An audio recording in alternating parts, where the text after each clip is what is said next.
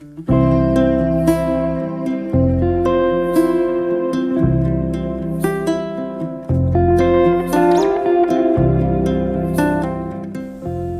start out today with prayer list. Usually people send us prayers requests throughout the week, and we bring them in on our program. I got 5 or 6 today, so I'm going to mention them.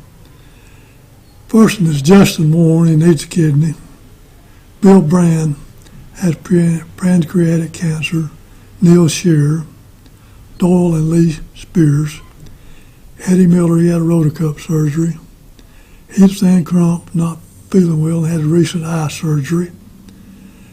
We all really going to remember veterans. This has been the week we should have remembered them, but we need to remember them all the time. And Daryl's cousin, the elders, Eugene Latham, lost his son, and other family members recently. We had a few unspoken. All right, Chris Fan, off 12 weeks with a broken ankle. June Wood is recovering from a hip replacement. That's my wife's sister. Susan Brown lost a first cousin. Also, her mom had biopsy for cancer, but thankfully it was negative. And Jack Taylor, cancer. We don't remember these people. I'm going to say just a small prayer, and then we'll get started into the lesson. Kind Heavenly Father, just take the names mentioned and just remember them as you go down through life and what they've meant to you and what you've meant to them, and give them comfort, give them healing, and give them rest.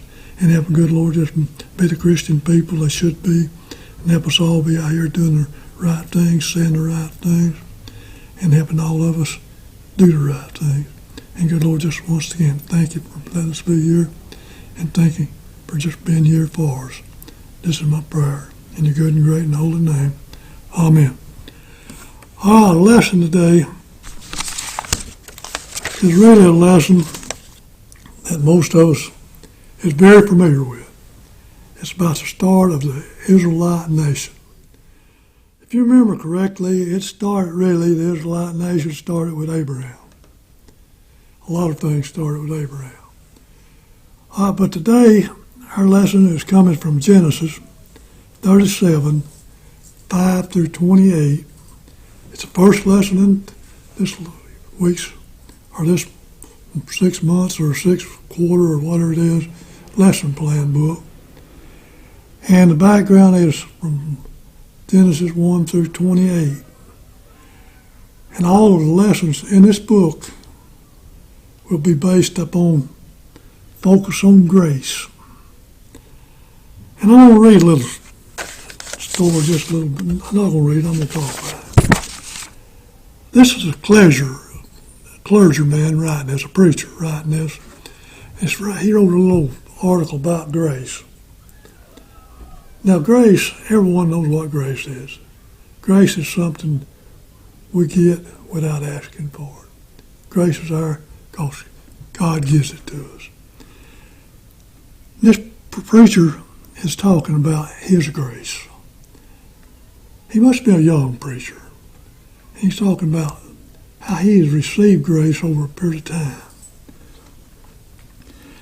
And it's going to just be a small reading. It is due to the grace I received from God, from others, and from myself that the divine grace presents every time I say something wise in a sermon. When I say something wise in a sermon, that's divine grace. A Bible study, a committee meeting, or a counseling session. All right, reverse now. Grace is also when I am restrained from saying something foolish or open harmful. All right, that was a divine present of grace every time I said something diligent in a study or in a sermon, preparation or prayer for present or counseling. And really a lot of grace when I kept from hurting, anyone and been a neighbor to someone, or not been frightened or lonely.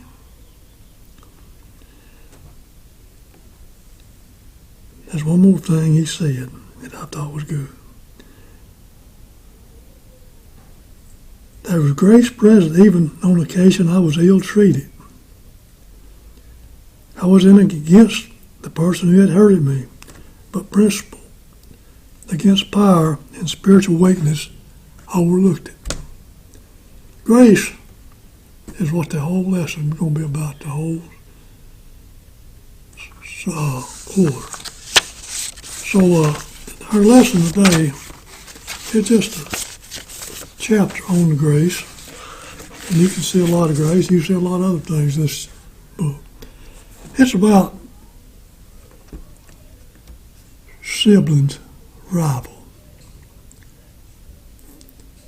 Usually brothers, usually sisters, sibling rival. All right, everyone probably is very familiar with Jacob in the Bible. Jacob would be the one that was involved in the Israelite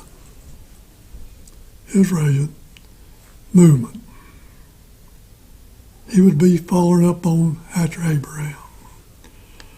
Now you remember, he was a man that had 12 sons. 12 sons. I don't know how many wives they had. I could go back and count them, but this lesson today is going to deal with Jacob, Joseph, that's one of the boys, and Joseph's 11 brothers. I'm going to start the lesson out with a little history. And the deceit in Jacob's family.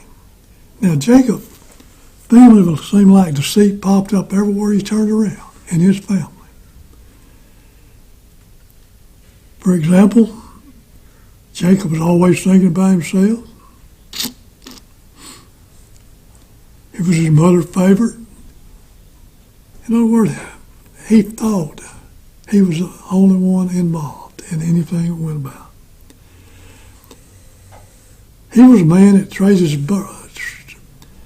for his brother's birthrights for a bowl of stew. His brother was very thirsty.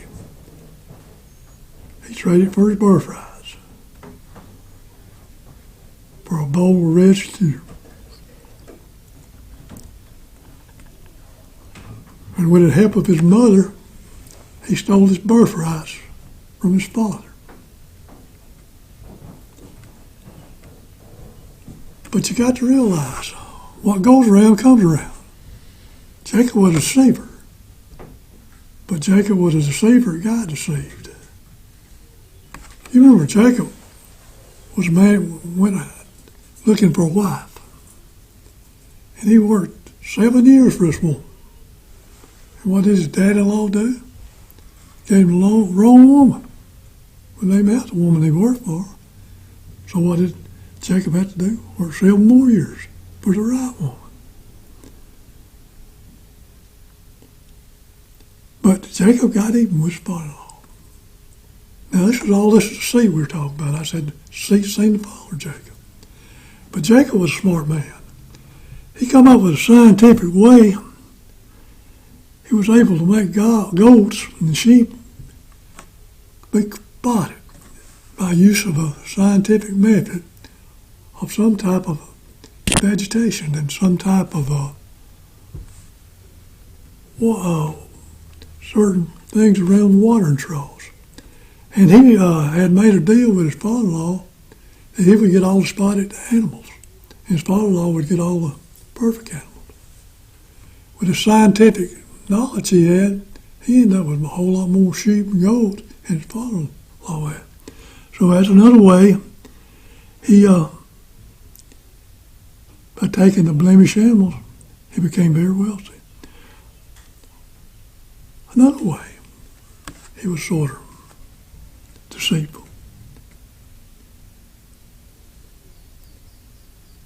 His wife, Rachel, when they got ready to leave home where her father-in-law was, she stole all the father-in-law's gods, hid them,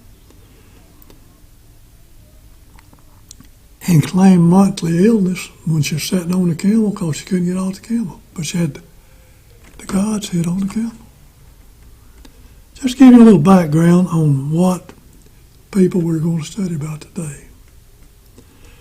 But the main object of the story today is, the main object of the lesson today is, what caused the split and hatred between the 12 brothers? That's Jacob's 12 sons, and one of the sons. In other words, there was Jacob and 11 brothers that hated.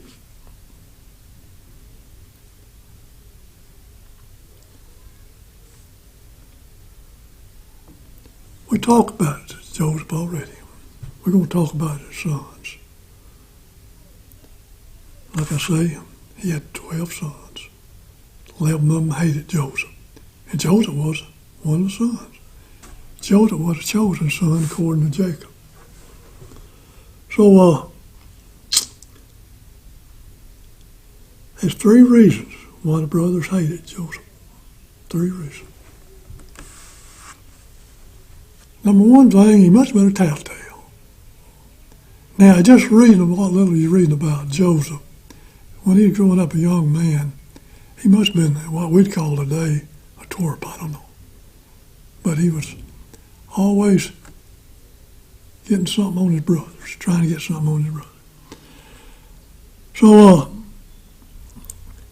the first thing that comes to mind, the first thing the book mentions, what caused problems between his brother and him. Joseph was helping his brother tend sheep. Well, they'd be his half-brothers, sons of his father's wives, Bilhah and Zilpah. And while he was working with them, I guess instead of working, he was trying to look for something bad to say about them. So he gave a bad report to his father about what his brothers were doing. Now, you know, as young men, especially in a family, you don't like a tattletale. A tattletale don't work.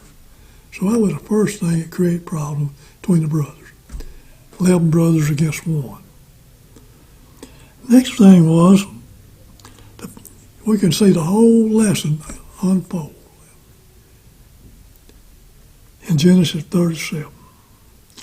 There's 3 scenes. The first scene is the animosity harbored by Joseph's brothers towards Joseph, started by 2 dreams that he had. 2 dreams. Second scene set up when the brothers started treating Joseph horribly, treating him unkind, picking at him, creating problems with him. The final scene, this was a bad scene. It recounts the cold, calculated action by Joseph's brothers to get rid of him. Now, most of you people are familiar with the story about how they got going to get rid of him. It didn't turn out as bad as it started out when they were going to get rid of him, to start with. But it turned out bad at first. I had another reason that the sons didn't like Jacob. And I know you've probably seen it in some families. When one parent or 2 parents play favorites with one's kid, and there are a bunch of kids in the family, or children. All right, this Joseph was the favorite kid of his father, Jacob. And his brothers, 11 of them, had to wear just plain old robes. Just short sleeve robes, short robe. But Joseph's robe was a long robe, long sleeve robe, a robe that looked like a royalty robe. Because everybody in that period of time wore a robe. One kid had all that fancy robe, and the other just had plain old work robe. And he made difference between one son and 11 sons. That don't work. That don't work today. Then it don't work today. So when the last thing took place after the robes was the two dreams we talked about a few minutes ago. Now, this is Joseph's dreams. I think Joseph tried to rub it in. And the dream is going to represent Joseph standing and his brothers bowing down to him. The first dream is supposed to be in a field binding up stalks. Now, I know we don't know a lot about binding up stalks and stuff, but that's when you're harvesting certain grains, you bind up the stalks to feed the cattle and stuff in the wintertime. And he said, my stalks got up and stood upright while your stalks bowed down to mine. And bowed down. In other words, he said, you 11 brothers of mine just got down and worshiped me, bowed down to me, looked up to me. And it was so obvious, the brothers asked, will you be a king and rule over us? Then to rub salt into the wound more, Joseph had another dream. He said, this dream I dreamed, again, that the sun and moon and 11 stars were bowed down to me. Well, the sun and moon represent his father and his mother. And 11 stars was his brother.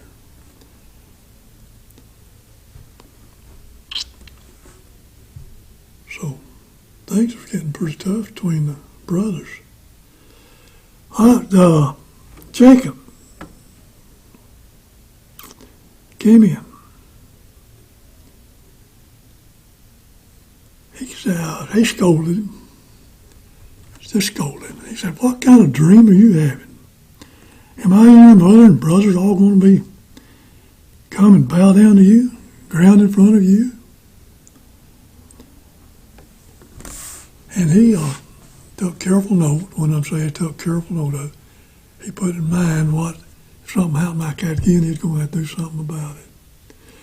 But Jacob remembered about when he had the dreams. When he had dreams. And you remember, he's going to have dreams. He's going to see heaven on its own. There's angels climbing from heaven to earth to heaven, and all this. Okay. Things seems pretty bad with that family. And if you listened pretty close and read the story, it seemed like Joseph could have been sort of in danger from his brothers. That's the way I read it. I don't know how some people might have read it. Well, anyway, Joseph's brothers was sent to a place called Shechem.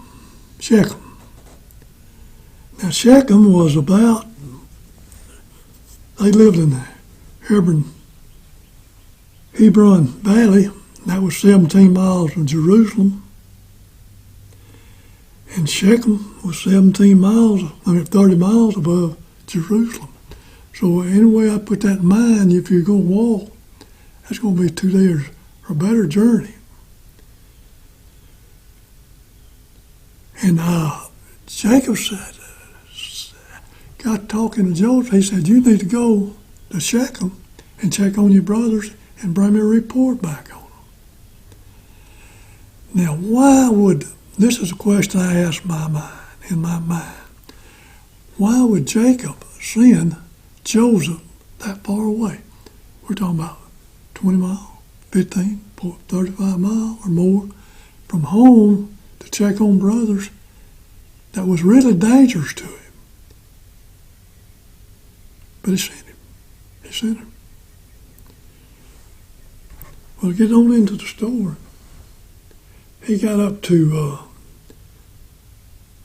Shechem, where he's going. His brothers wasn't there. They'd moved out. You know, when you go graze a herd of sheep, goats, they eat the grass up pretty quick.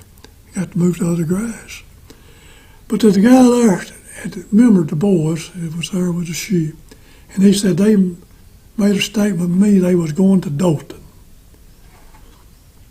And Dothan was about 15 miles south of Shechem. Some people call it Shechem. So here he was 15 miles away from his brothers.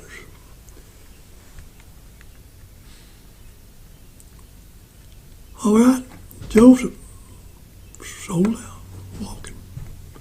He came inside of the camp of his brothers, and the brothers seen him coming.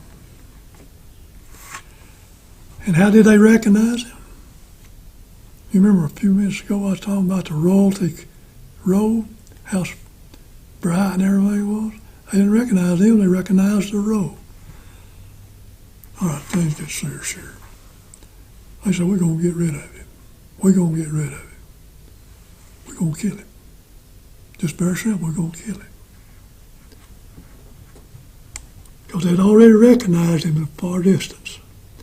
They made a plan right then. They plotted. They plotted 3 actions. They were, number one, they was going to kill him and throw him in a cistern. Now, a cistern was just a dry well.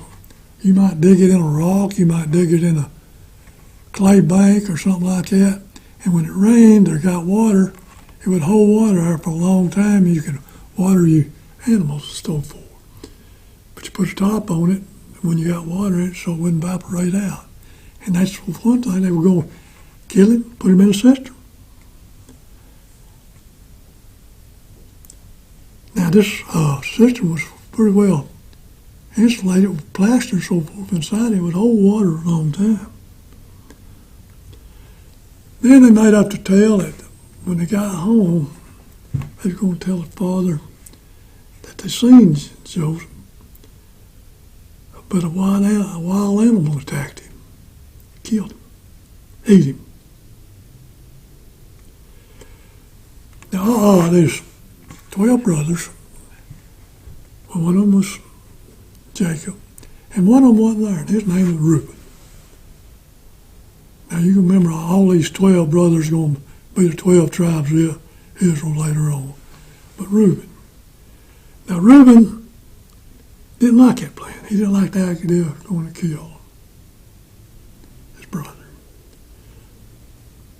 So they come up with another plan. Reuben come up with a plan to save Jacob.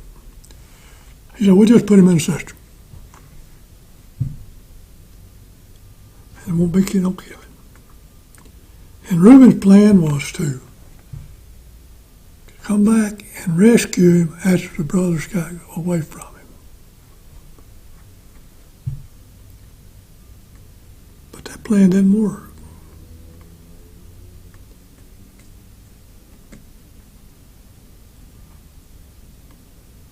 Plan didn't work. Because Reuben didn't get a chance to go back and rescue him.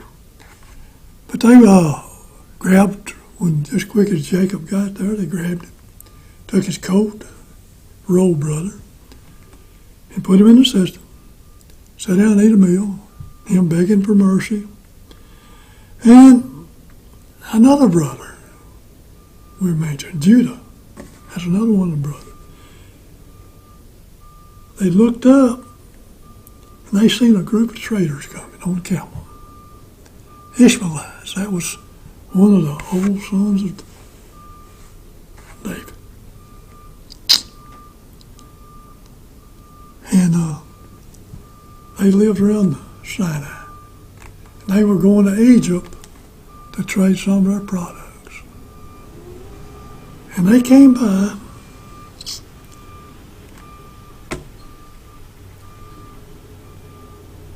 and Judah came up with a plan. We won't kill him, we'll sell him. We'll sell him to the Ishmaelites that's coming through on a camel and going to Egypt. Okay. They got 20 pieces of silver for him. Sold him, that was the going rate.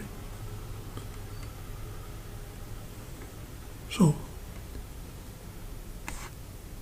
Joseph was gone. The boys go home. They got rid of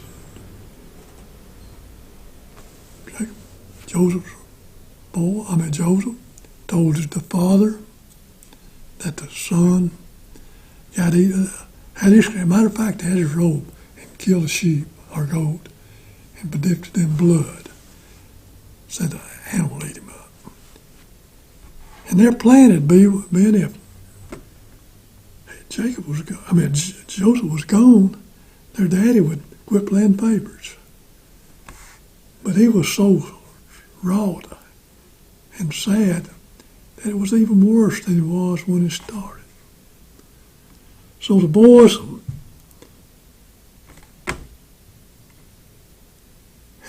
went through all this and filled out his plans and sold him into slavery. He's gone to Egypt. And they went to Egypt and they sold Joseph to one of Pharaoh's chief officers in Egypt. All right, we started out this story. Joseph talking about people bowing down to him. It sounds kind of curious and kind of funny the way it worked out. At the very time the brothers were delivering the robe to Jacob and thinking their plan had failed, Joseph arrived in Egypt. He was sold in Egypt. He had been sold to the Pharaoh's chief officer. And instead of dismantling any chance of all his plans coming true, it made his plans come true. All right, if you read on about Joseph, what did he become? One of the second in command of all of Egypt. People bowed down to him. People did everything. Even though his father never didn't play favors to the other boys, he did later on when they had to go into Egypt. And this is another story now. When they had to go into Egypt to get food. And that will be another story in the other tale. So to end this story out, even a bad thing happened to Joseph. It turned out the way God wanted it to happen for the Israelite nation. That's the only way the Israelite nation probably got to be where it was, because it was God's plan for the Israelite nation to become a great nation. And later on you'll know when you read that Jacob's name would become what? Israel. After he fought with the angels for all night long. He said, well, your name will no longer be Jacob, it will be Israel. God told him that. And he was the father of the Israelite nation, Jacob was. And it was all because of what happened here with the 12 brothers, one then sold in captivity, about 11. All right, let's pray. Kind Heavenly Father, just thank you for today, and thank you for many blessings, and thank you for being with us, and thank you for helping us. Now, good Lord, I know I didn't read the lesson. I know that I will when I get through with the prayer, because it will make more sense when I read it. But just help all of us understand what's happening way back in this period of time, and help all of us realize that without you we're nothing, and just give us the strength and give us the courage to understand what you're doing for us, and just take all the blessings you can give us, good Lord, and just be the Christian person we should be. Amen. Now I'm going to read this lesson. This is a short lesson, and you'll see what I just got through talking about. It's about 10 little paragraph. Joseph had a dream and told it to his brothers, which made them hate him even more. He said to them, "Listen to this dream I had. When we were buying the stalks of grain in the field, my stalks got up and stood upright, while your stalks gathered around it and bowed down to my stalk." His brothers said to them, "Will you really be our king and rule over us?" So they hated him even more. Then Joseph had another dream and described it to his brother. "I just dreamed again, and this time the sun and the moon and 11 stars were bowing down to me."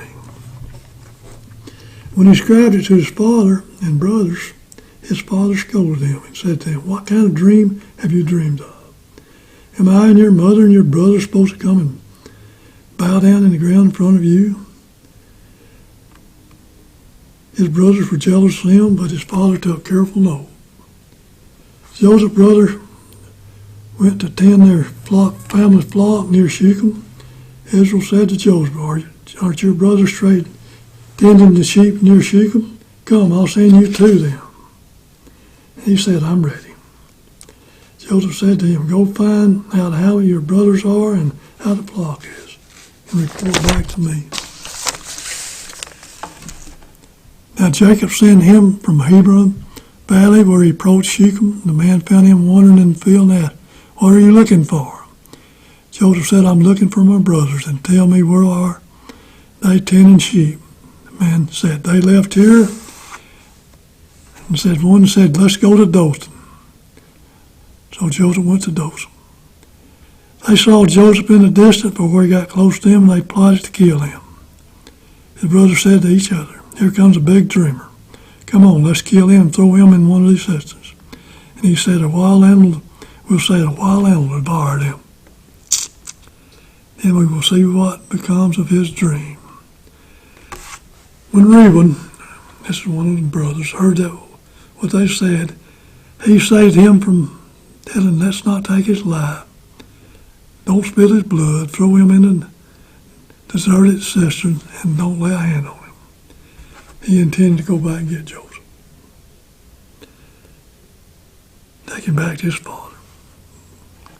When Joseph reached his brother, they stripped off Joseph's long robe, tucked it, and threw him in the cistern.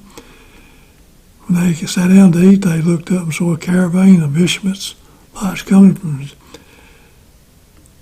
Gilrod with camels carrying rosin, medical rosin, fragrant rosin, and way down to Egypt. Jesus said to his brothers, "What do we gain if we kill our brother and hide his blood? Come on, let's sell him to the Ishmaelites. Let's not harm him, because he's our brother." When some Midianites, traders can't pass by. Now, Midianites and Ishmaelites are the same people.